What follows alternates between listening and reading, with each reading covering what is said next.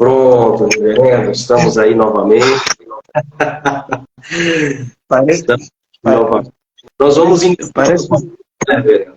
Vamos iniciar. parece que Satanás não quer É, que a live corra bem.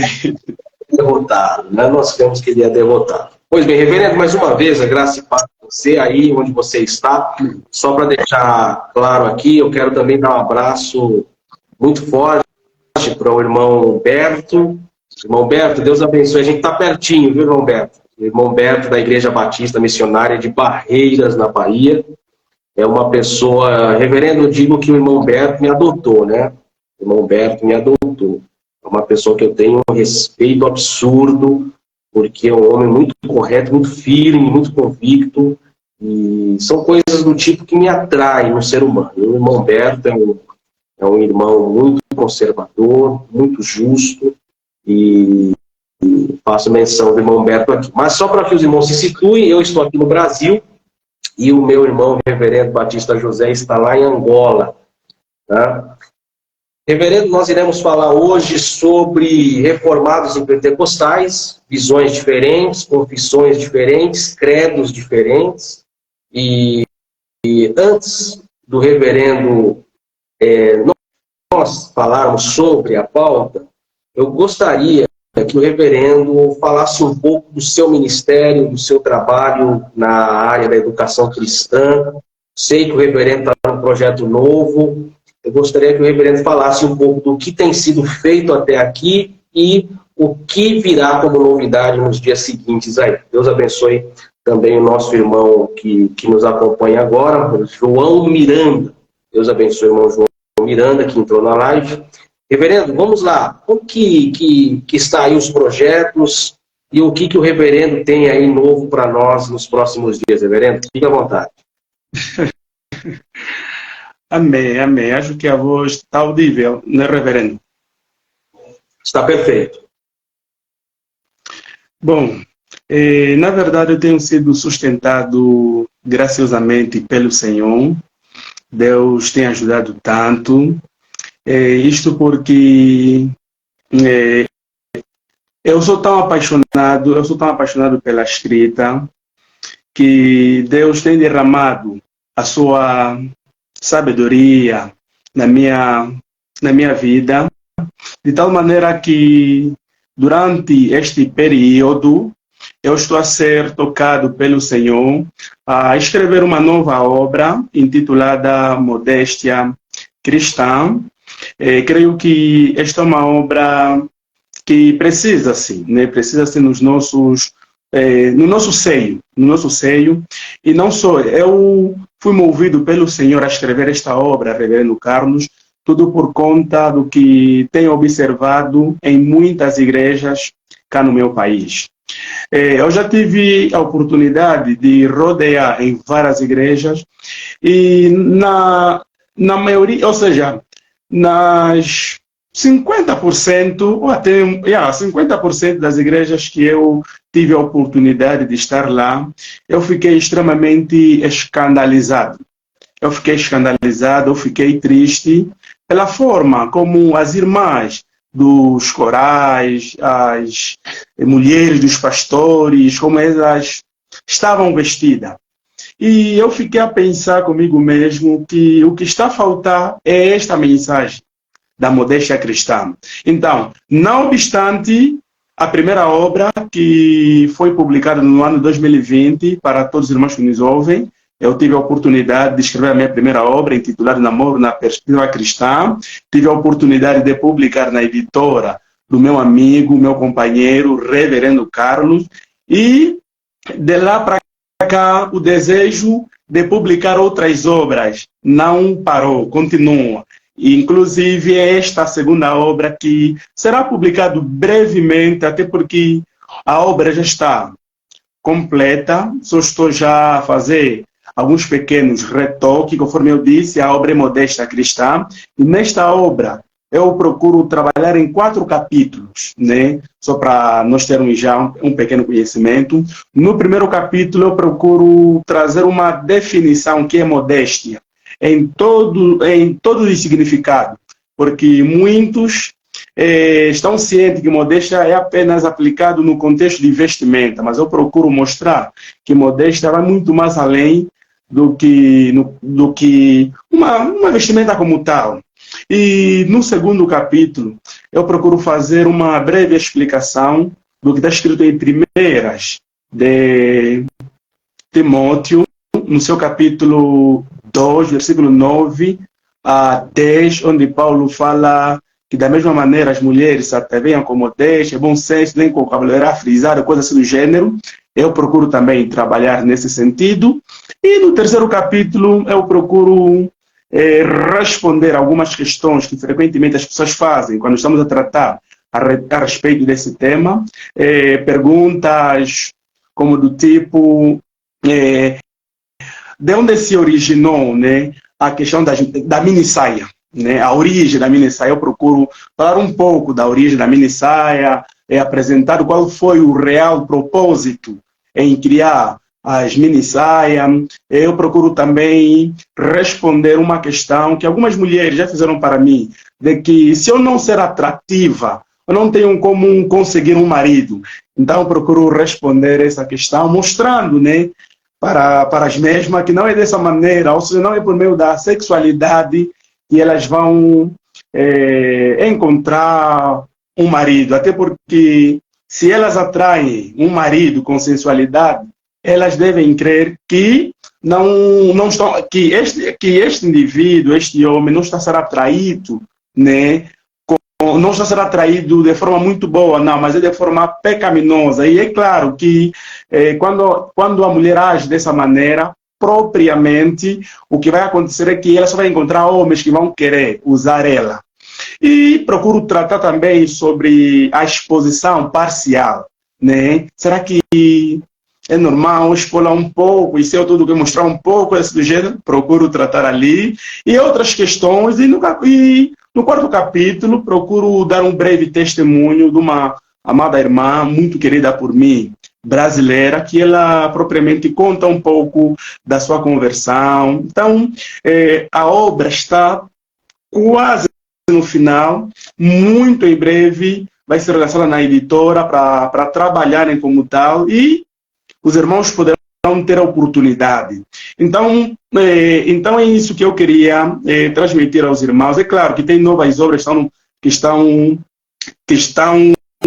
a ser escritas, inclusive, Reverendo Carlos, eu tenho sido solicitado para fazer a segunda edição do livro Namoro na Perspectiva Cristã, mas eu disse para os mesmos que a segunda edição do livro Namoro na Perspectiva Cristã, já não vou tratar mais a respeito de namoro, mas vai ser casamento na perspectiva cristã. Mas ainda quero que o Senhor me conceda a graça do próximo ano, queira Deus, poder casar só depois, talvez, de viver um ano de casado.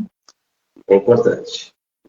Só depois de, pelo menos, viver um ano de casado, vou dar aval à obra, mas a obra já está bem estruturada. Só sei que vai ser publicado. E não só, também, pela graça do Senhor, Deus tem ajudado. Inclusive, aqui na minha cidade, abriu uma igreja pentecostal, abriu uma turma, né, onde eles vão estudar uma breve introdução da teologia sistemática. E pela graça do Senhor, fui convidado para lecionar da disciplina, isto é, da teontologia e da cristologia. E graças a Deus está a ser uma bênção e a mostrar para o povo, né, a respeito da teontologia, né, para os irmãos que nos acompanham, né, quando estamos falando da teontologia, estamos a falar da matéria da teologia sistemática, que aborda questões relacionadas ao ser de Deus. Então, está a ser uma bênção ministrar um pouco a respeito desse assunto, também a respeito da cristologia, e está a ser uma bênção. Deus tem derramado graça sobre graça, reverendo. Muito bom. Reverendo, depois dessa apresentação toda aí, projetos novos, projetos já realizados, nós vamos falar um pouco dessa questão de um embate, né? De certa forma, existe um certo embate. É claro que a cultura ela tem muita influência na formação da sociedade. Isso é fato. A cultura ela tem forte influência na formação da sociedade. Diante disso, é claro que no Brasil existe uma visão um tanto diferente, talvez, de alguns pontos que a igreja em Angola entende também ser diferente. Essa semana eu observei, passeando, né, pela internet, a gente vê de tudo. Deus abençoe a irmã Catiana e divulgue aí os irmãos que estão nos acompanhando, divulgue aí para a gente chegar com mais pessoas aqui em nossa live. Nós só estamos começando. Essa semana, passeando pela internet, eu tive a oportunidade de ver um determinado pregador. E esse pregador, eu não sei se por falta de conteúdo, por falta de assunto, por falta do que falar, ou talvez por desejo de agradar os seus patrocinadores, né? Podemos assim dizer, né? Usar esse termo. Não sei o que acontece. Esse pregador, ele foi muito persistente em afrontar diretamente os pontos defendidos por reformados, e não somente isso, mas em citar nomes, como por exemplo John Piper, que é um reformado da atualidade, muito bem visto no mundo acadêmico, reformado, e tantos outros, né? E esse determinado pregador, ele falando asperamente contra confissões reformadas e pregadores reformados, mostrou claramente aquilo que, infelizmente, o universo pentecostal tem colocado acima, inclusive, da palavra de Deus, que é a ênfase maior, a experiência. Ou seja, aquilo que eu vivencio em minha vida e que sinto em minha vida, ele é mais digno de credibilidade do que aquilo que eu vejo na palavra de Deus. Como se Deus ele pudesse fazer tudo o que ele não quer, porém se esquecendo que tudo o que Deus quer fazer está em sua palavra. É um tanto estranho isso, mas nós observamos isso. E para o reverendo, como que o reverendo enxerga esta forma de confrontamento, não de todos, tá? Eu não estou aqui generalizando todos, mas como que o reverendo enxerga essa questão de confrontamento entre essas visões que, ao invés de se unirem para o reino, acabam valorizando, talvez, mais aquilo que lhe é de seu interesse do que aquilo que é do interesse do próprio Senhor e Salvador Jesus Cristo. O irmão Humberto não está ouvindo. Irmão Humberto, se verificar aí se consegue ouvir novamente, nos dê um sinal aqui. Lucimere também entrou, Deus abençoe. Lucimere que entrou agora na nossa live. O Davidson Prazeres também entrou em nossa live. Os irmãos estejam à vontade. Pode fazer perguntas aqui que a gente observa, dar seu ponto de vista. Então vamos lá, reverendo. Como que o reverendo enxerga essa questão desse confrontamento? Como que o reverendo aborda a questão quando observa que há um confrontamento de pentecostais para com reformados ou de reformados para com pentecostais, que também existe, né? Infelizmente. Como que o reverendo enxerga essa questão? Bom, a princípio quero partir para isso que o reverendo falou, né, a respeito desse vídeo, desse pastor, que falou algumas outras coisinhas, coisas do gênero, atacando.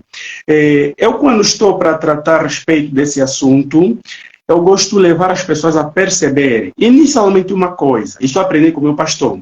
Ele disse para mim: Batista, nunca chama heresia um ensinamento que você ainda não estudou profundamente.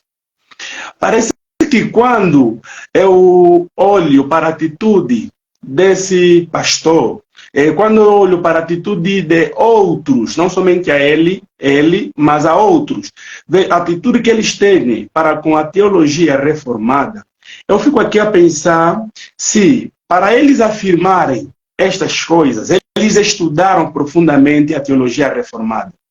Porque quando nós não conhecemos alguma coisa e nós queremos já argumentar, nós queremos já chegar a uma conclusão, eu creio que nós não estaremos a agir de maneira correta.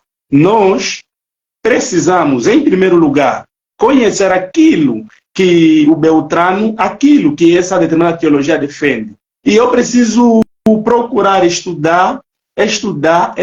Só depois de estudo mais estudo é que eu posso chegar a uma conclusão. Mas, lamentavelmente, não é isso que nós temos observado. Nós temos observado de pessoas que não estudaram, chegam a afirmar muitas coisas absurdas. Só a ideia do pastor afirmar essas coisas absurdas a respeito da teologia reformada, inclusive ele vai lá citando homens de renomes, homens que muito têm contribuído. Isso já é uma prova inequívoca que o mesmo não conhece a teologia reformada. Primeiro, é claro, né, que nós percebemos que a teologia sistemática, percebemos que a teologia reformada teve seu início, assim podemos considerar, né, propriamente no século XVI. Né, nós vamos lá perceber homens, embora que no passado já existiam homens que também procuravam, né, tratar a respeito da palavra do Senhor com fidelidade. Se nós olharmos mesmo para o próprio século II, século III, vamos já perceber os pais da igreja, homens que, de certo modo, procuraram preservar a sã doutrina como tal, da mesma maneira que o Senhor nos mandou a combater pela fé que uma vez por todas nos foi entregue. Nós percebemos já, né, nesse período do século II, século III, que muitos homens já se levantavam para tratarem a respeito da palavra do Senhor, mas propriamente no século XVI, ali poderíamos dizer, é onde tudo começa. E uma coisa que eu tenho dito muito para as pessoas é que nós precisamos propriamente, em primeiro lugar, reverendo, entender propriamente o que a teologia reformada quer, qual é o propósito da teologia reformada, o que ela procura transmitir para nós. Nós percebemos propriamente que a teologia reformada, essa que nós cremos e acreditamos, em primeiro lugar, ela defende a autoridade das Escrituras. Em segundo lugar, ela defende a soberania de Deus. Em terceiro lugar, ela defende a salvação pela graça através de Cristo Jesus, e é necessário do evangelismo. Então, quando alguém não tem esta compreensão e chega diante do púlpito dizer que a teologia reformada ela é satânica, ela não é verdadeira, esta pessoa está a ser desonesto. E essa pessoa não estudou profundamente essa mesma teologia. Então, diante de tudo isso, reverendo, eu levo as pessoas a refletir, a todos que nos assistem, que não vamos proferir certas palavras, chegar à conclusão de uma coisa, se nós não conhecermos esta coisa. Então, isto é uma prova inequívoca que esse pastor, assim como muitos, eles não conhecem, eles ouvem de terceiros, eles ouvem de pessoas que talvez tenham um ressentimento contra aquilo que vem a ser a teologia reformada, e os mesmos seguem. Então, é claro que eles, andando, agindo dessa maneira, eles não estão a agradar o coração do Pai, o coração do Eterno. Então já existe um problema. Eu diria que a este pastor ele está equivocado. Não somente a ele, mas a muitos que encaram a teologia reformada como satânica estão equivocados. Então, há que se estudar para chegar-se a uma conclusão. Porque Se nós aqui apresentamos que a teologia reformada ela defende a autoridade da Escritura, é claro que isso já prova. É uma prova inequívoca que a teologia reformada é uma teologia saudável. Se nós defendemos a soberania de Deus, isso é uma prova inequívoca que a teologia reformada é correta, é uma teologia saudável. Se nós defendemos a salvação pela graça através de Cristo, isso é uma prova inequívoca que a teologia reformada ela é saudável. E não só, se a teologia reformada também defende a necessidade do evangelismo, uma coisa que muitos às vezes nos acusam, mostrando que parece que os teólogos que abraçaram essa teologia da reforma, parece que eles não estão preocupados na evangelização, na conversão de pecadores, mas isso é mentira. Teologia reformada prova o contrário. Então, esta é a primeira colocação, que eu diria quanto pessoas que vão atacar a teologia reformada. E, de um lado, olhando já, virando a moeda para os reformadores que abraçaram essa teologia, também vou já dirigindo para nós que somos defensores da teologia reformada, quando fazemos ataques a pessoas de outra teologia. Primeira coisa que eu tenho procurado levar as pessoas a compreender é que perpetuar ódio contra a pessoa que pensa diferente de nós não resolve em nada. Porque quando nós olhamos para os nossos irmãos que estão voltados para a teologia reformada, não falo todos, mas na maioria das vezes os que agem de forma muito... Acho que não estão conseguindo ouvir. O reverendo consegue me ouvir? Eu estou ouvindo bem, reverendo. Estou ouvindo bem.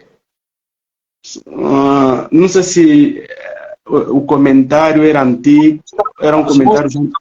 Dê um sinal aí que estão ouvindo, os irmãos que nos acompanham, vejam aí, manda um sinal aí que está tudo certo, que estão ouvindo.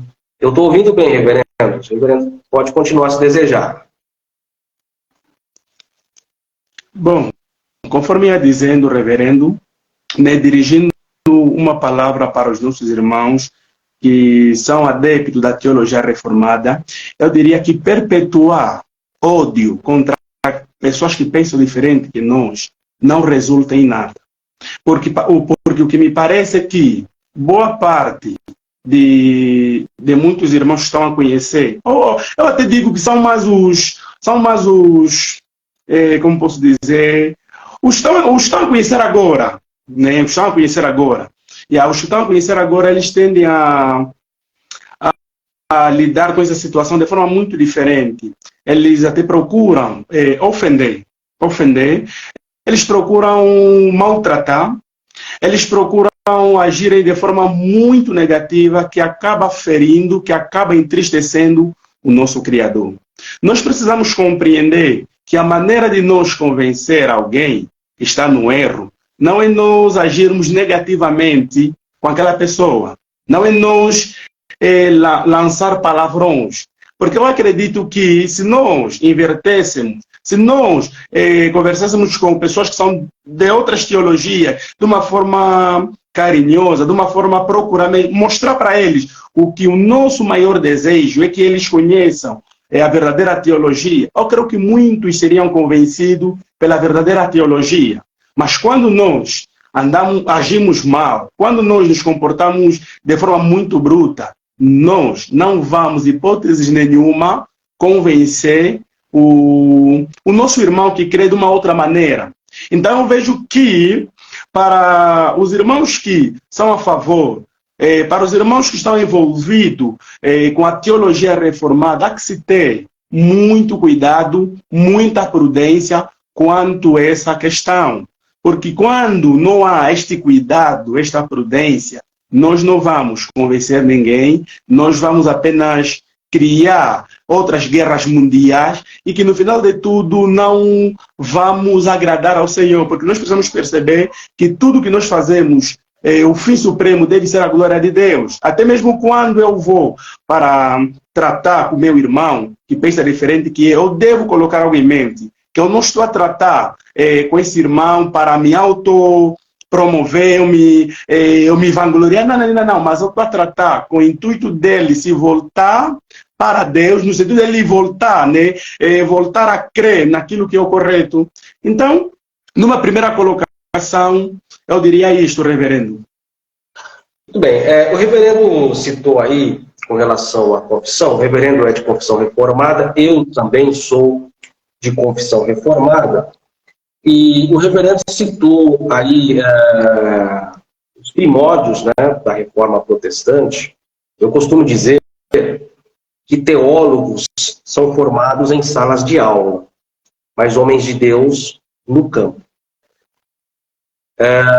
E como eu falei anteriormente, né, existem pessoas que estudam tanto, que se esquecem de aprender.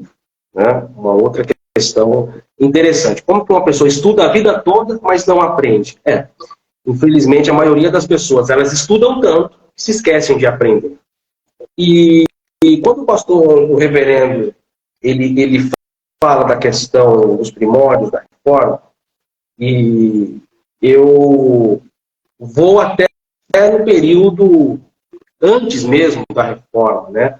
Podemos dizer aí 100, 150, 200 anos antes da explosão da reforma, quando no Reino Unido, John Wycliffe, ele rompe com o sistema monástico daquela ocasião e abraça a salvação única e exclusivamente pela graça, e coloca no seu devido lugar a importância da palavra de Deus na formação do caráter, na formação do ser humano.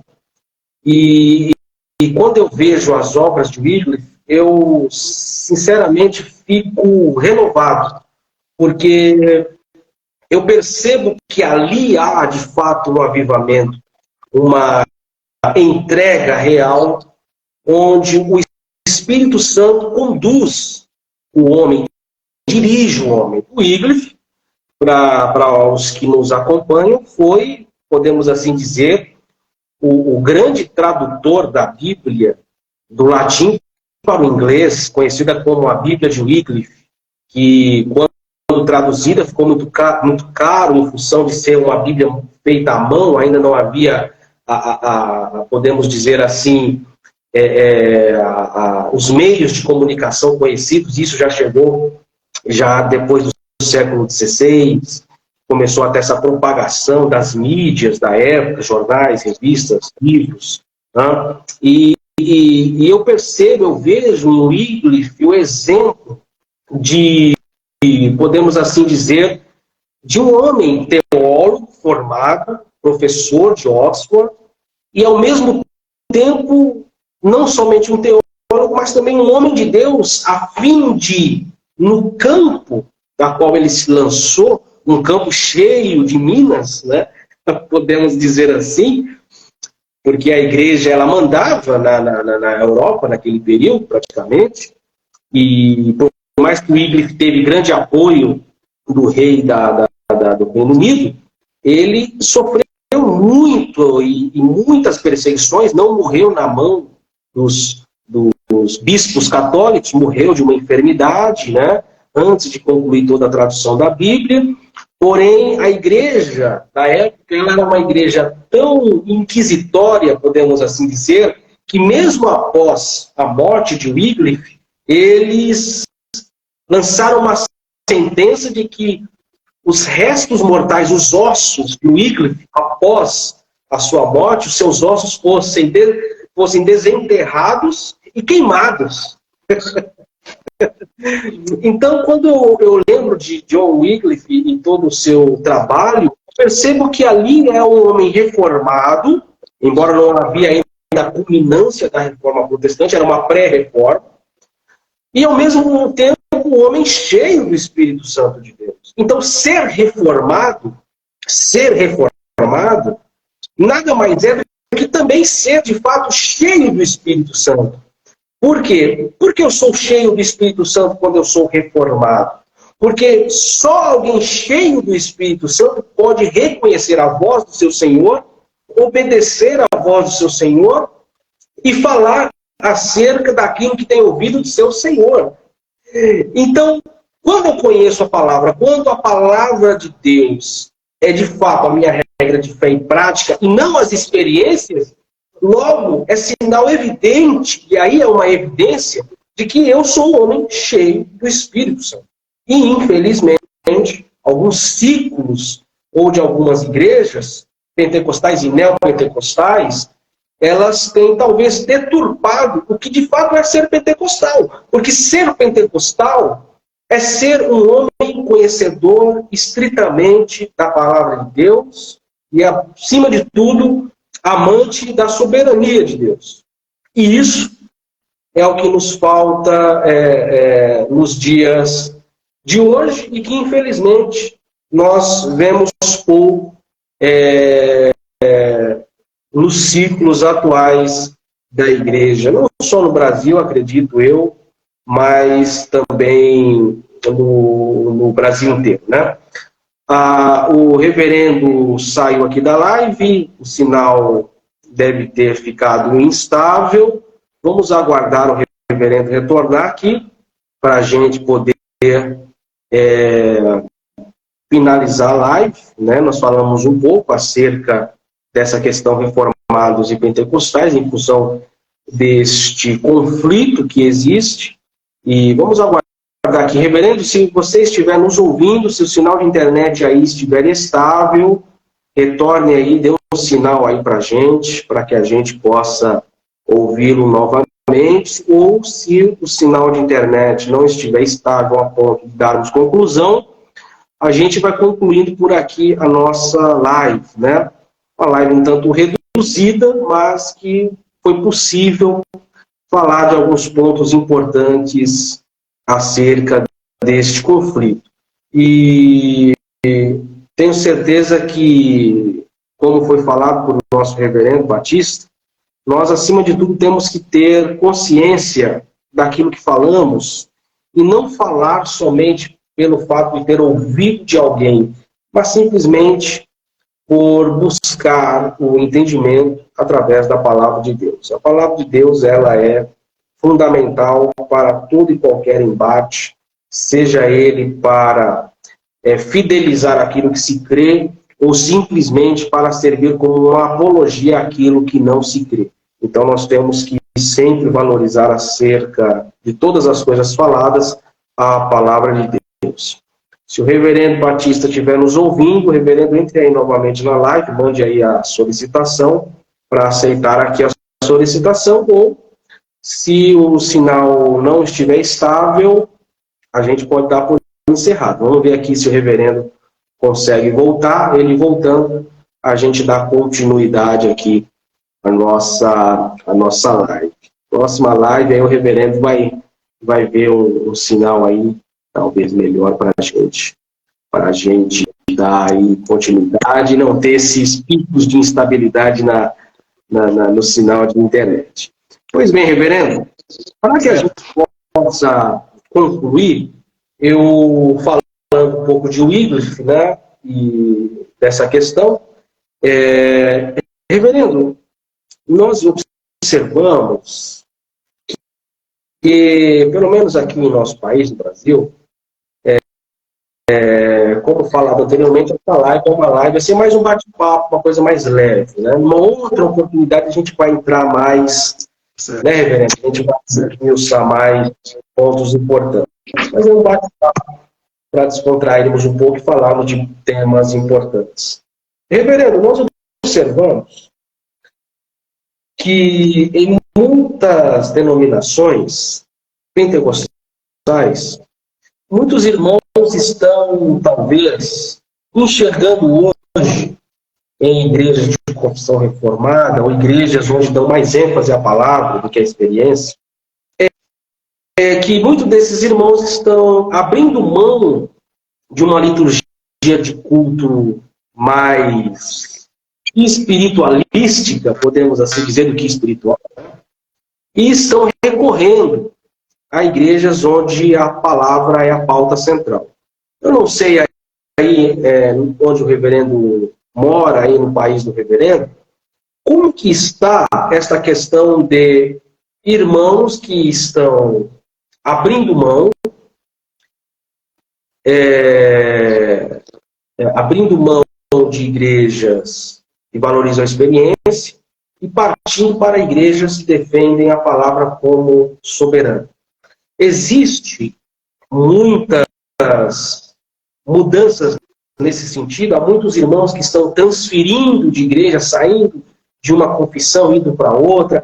Está ocorrendo isso muito. Como que a igreja reformada, ou igrejas que seguem a doutrina reformada, ela vem sendo vista pelos nossos irmãos em Angola? Como que está essa questão aí? Tem uma pergunta aqui do nosso amigo João Miranda. O reverendo esteja à vontade para responder também, se desejar. Certo. O irmão pergunta, uma igreja somente reformada, é reformada se estiver assentado nas doutrinas calvinistas? Bom, eu vou procurar responder um pouco a questão, depois o reverendo vai dar o checkmate dessa mesma questão. A princípio eu não sei, né, se o irmão é de qual linhagem, né, mas enfim, deixamos para lá. Bom, eu gosto de dizer algo, né, que eu amo tanto, quando as pessoas às vezes perguntam o que é ser, antes de falar da igreja, vamos falar de uma pessoa individual, né?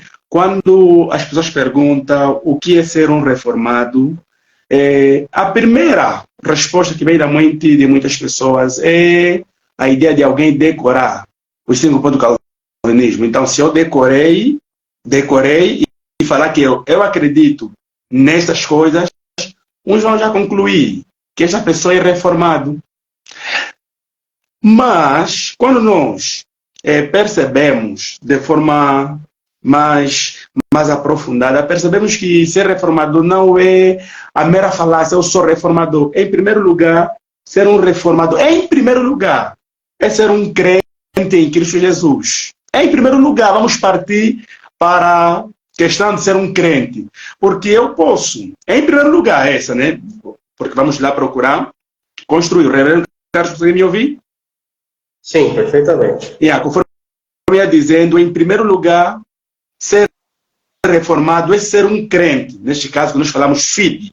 Ser um crente fide em Cristo Jesus, e ser salvo pela graça. E não só, e amante das Escrituras, e viver de maneira que agrada a Deus, só a Deus glória. Então, se eu estou pautado nestas coisas, sou salvo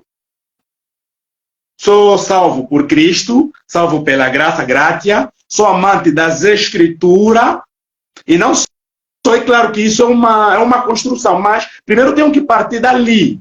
Depois de eu partir dali, então vou partir para aquilo que os reformadores no passado ensinaram. Então eu poderia considerar uma igreja reformada, em primeiro lugar, olhando para esses aspectos, né, uma igreja que se apegou naquilo que vem a ser as 5 solas, se apegou firmemente, e naquilo que vem a ser, então, as famosas doutrinas da graça. Então, se uma igreja se apoia, se assenta sobre este, vamos colocar 5 pontos, né, de forma resumida, pois embora nós percebemos que a teologia reformada é muito mais além do que os 5 pontos, mas como estamos acostumados a ouvir já os 5 pontos, estamos só já a falarmos dessa maneira. Mas uma igreja que se apoia nas 5 solas e nas doutrinas da graça, essa igreja sim, ou essa pessoa pode ser considerada como reformador. Porque eu acredito que para nos compreender, para nos aceitar as doutrinas da graça, temos que partir para as 5 solas. Porque se eu percebo, em primeiro lugar, reverendo, se eu percebo o solos escritura, que somente as escrituras, eu não vou ter dificuldade quando eu virar a moeda e me deparar com os 5 pontos do calvinismo. Eu não vou ter dificuldade. Por quê? Porque eu já sou amante das escrituras. Então, quando eu percebo estas coisas, ali sim eu posso dizer que sou um reformador. Então, 5 mais 5, 10. Antes de responder aquela pergunta do reverendo, o reverendo poderia acrescentar nessa questão, para depois nós responder aquela outra. Bom, com relação ao que o nosso amigo ele questiona, voltando aqui à pergunta dele, reverendos, uma igreja é somente reformada se estiver assentada às doutrinas calvinistas? Eu posso dizer que sim, diretamente sim. Por quê? Porque no período da reforma não havia ainda o que nós hoje conhecemos como o advento pentecostal, que é recente. O pentecostalismo que nós conhecemos hoje, ele é recente. Ele é do século XX para cá. Nós estamos falando de confissões reformadas, que, como eu disse anteriormente, começou-se com Wycliffe, né, por volta de 1328 no Reino Unido, e que culminou no confrontamento entre as doutrinas calvinistas e arminianas, da qual as doutrinas calvinistas venceram as arminianas no Sínodo de Dort, na Holanda, e a partir dali cria-se uma estrutura mais elaborada acerca da fé reformada. Então a fé reformada, ela é alicerçada no que o reverendo disse. Não somente até, eu posso dizer assim, nas 5 solas que nós conhecemos, e ser reformado não é só decorar as 5 solas, isso não é ser reformado. Qualquer pessoa decora ato livre e pode falar que é reformado, mas as coisas não são bem assim. Mas toda uma estrutura reformada, ela parte desde o catecismo maior, né, as confissões de Wittenberg, a confissão belga, o catecismo menor e maior de Westminster, e tantos outros catecismos que moldaram a doutrina da fé reformada. Quando uma determinada denominação não está pautada sobre esta cosmovisão, evidentemente ela não pode ser considerada uma igreja reformada. Por exemplo, é de confissão reformada, por exemplo, a salvação pela graça, mas em muitas igrejas eles não dão ênfase à salvação pela graça, não é? Então essa igreja ela não pode ser considerada uma igreja reformada. Existem igrejas que dão ênfase à palavra e outras igrejas que dão ênfase à experiência.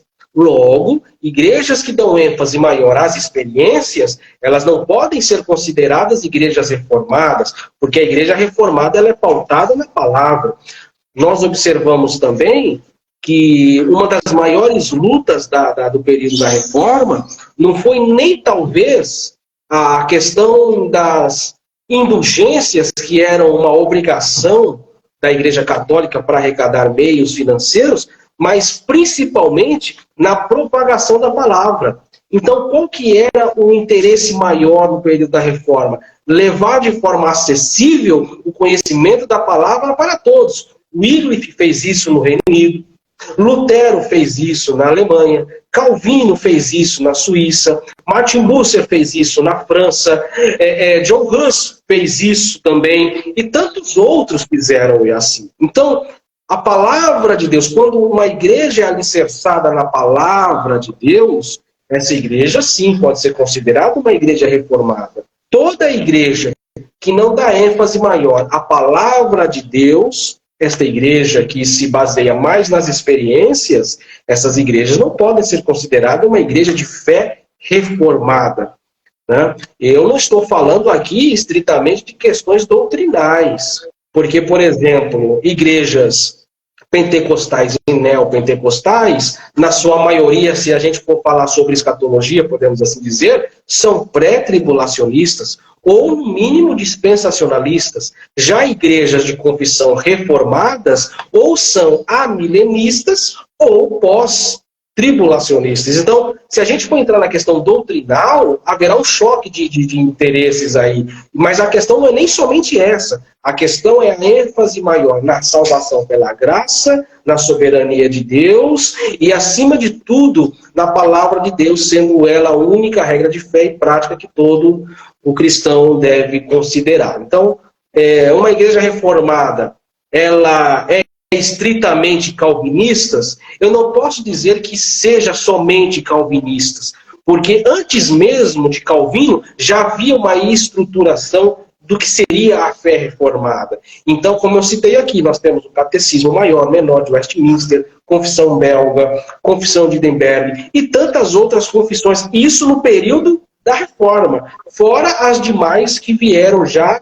na América do Norte, como, por exemplo, a Confissão Batista, a Confissão de New Hampshire e tantas outras confissões que teve sua origem aonde? Nas confissões maiores, principalmente de Westminster, na confissão que deu, podemos assim dizer, margem maior à soberania de Deus e à regra de fé e prática, nenhuma sendo maior do que a própria palavra. Amém, reverendos. Creio que é dessa maneira que nós precisamos entender, conforme eu frisei, né, logo no início, que a teologia reformada, né, ela defende, né, a autoridade da Escritura, a soberania de Deus, a salvação pela graça, do evangelismo, porque se nós olharmos muito, querendo nos limitar para aquilo que vem a ser doutrinas como tal, vai haver sim uma pequena divergência, até mesmo dentro dos que acreditam na teologia reformada. Há uma diferenciação, né? Por exemplo, as igrejas batistas propriamente, umas não são vistas como reformadas por talvez abraçar uma teologia dispensacionalista, mas nós percebemos que esse não é o ponto, né? Nós acreditamos que eles são reformados sim, né? Eu não creio muito nessa ideia, mas eu sou batista, reformado e sou pós-tribunal.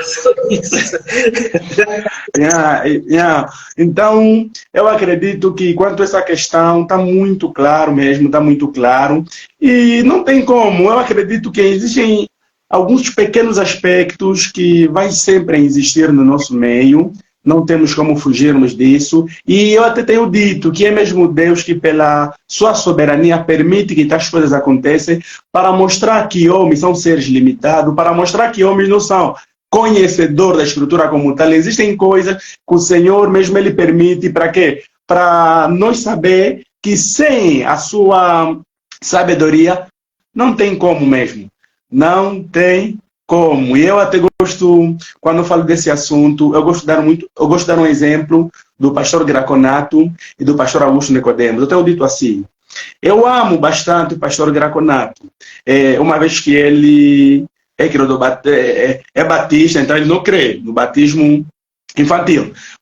Quando ele está a expor esta cosmovisão, eu procuro me identificar com ele. Fala, não, que aqui estamos juntos. Mas quando eu vejo que ele está entrando na questão de escatologia, o dispensacionalismo, que é a crença predominante da sua igreja, eu prefiro lhe deixar, vou no Augusto Nicodemos.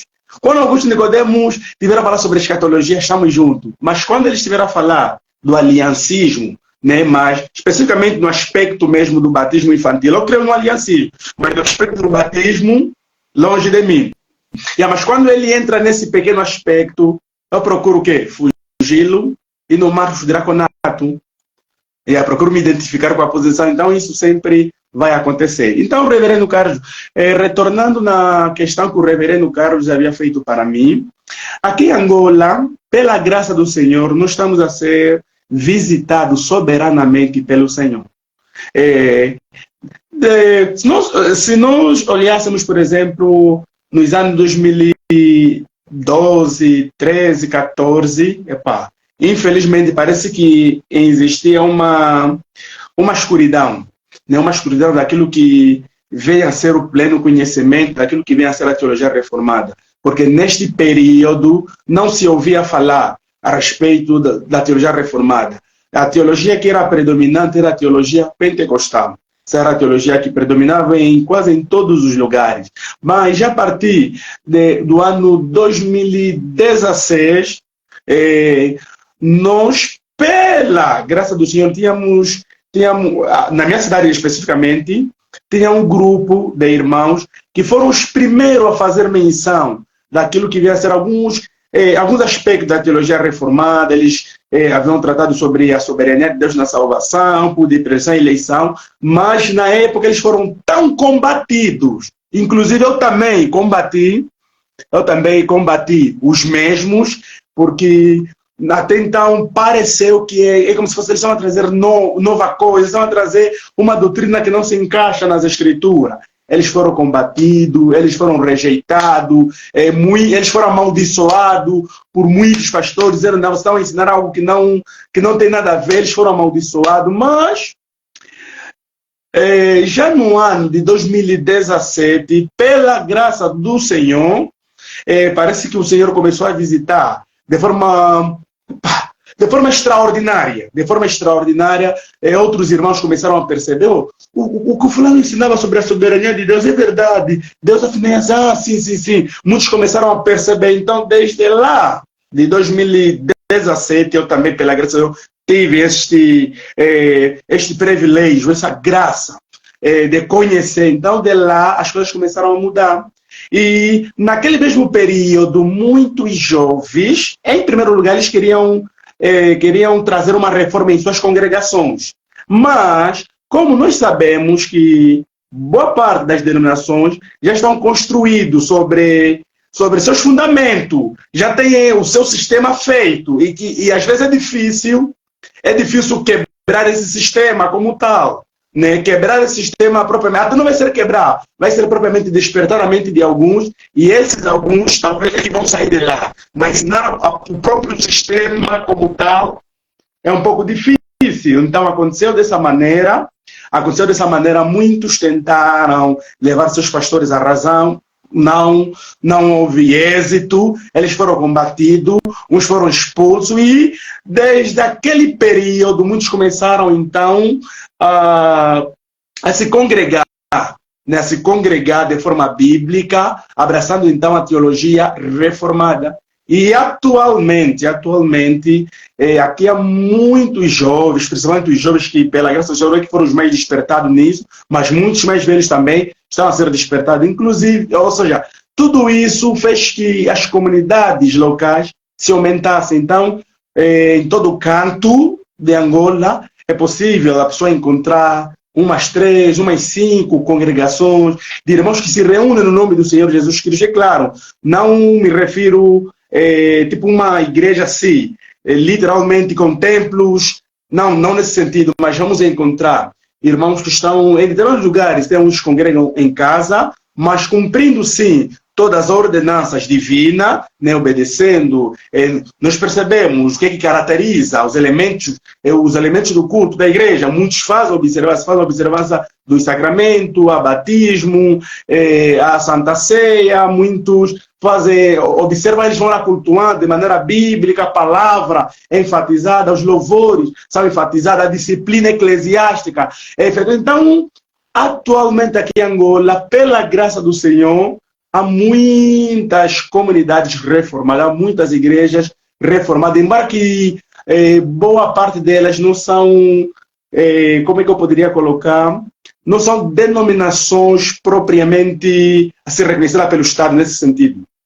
No sentido de terem algo assim, mas são irmãos que, pela graça do Senhor, têm seguido as verdades defendidas pelos nossos pais no passado, na reforma protestante, século XVI, defendendo a sola escritura, o solus Christi, sola fide, sola Deo glória, tem defendido as doutrinas da graça. Tem sido uma grande bênção, reverendo. Amém, reverendo. Para as considerações finais do reverendo, para a gente encerrar a nossa primeira live, haverá tantas outras, né, reverendo? E claro, essa live a gente fez mais assim, um bate-papo mesmo, para a gente matar a saudade, né? Da gente conversar. Eu disse no início, fazia muitos meses, até anos, né, que nós não nos falávamos assim. Inclusive o reverendo Ilídio também tentou marcar alguma coisa para falarmos, não foi possível, mas agora nós estamos retornando aí, então isso foi apenas um bate-papo. É claro que em outras lives a gente vai ser mais mais profundo nos temas.